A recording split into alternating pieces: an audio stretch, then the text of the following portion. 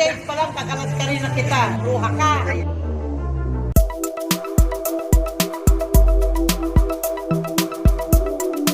Matapos nga tawaging asong kahol ng kahol ay tila naimber na si Annabel Rama sa ina ni Sara Lebati. Galit nga na sinagot ni Annabel ang ina ni Sara at sinabihan ni Annabel na kung hindi ito kumapit sa isang kano ay hindi niya mararanasan ang buhay niya ngayon. Isang hamak na kasambahay lang umano ang ina ni Sara kaya wag daw ito magmalaki na parang kung sinong umasta. Hindi matanggap ni Annabel Rama na tawagin siyang aso dahil una daw sa lahat ay nanggaling siya sa matinong pamilya. At ang lahat raw na tinatamasa niya ngayon ay kanyang pinagpaguran. Huwag na raw niyang ipagtanggol ang anak niyang gastadora, okay lang daw kung pera niya iyon kaso pera ng pinagtatrabuhan yun ng anak niyang si Richard.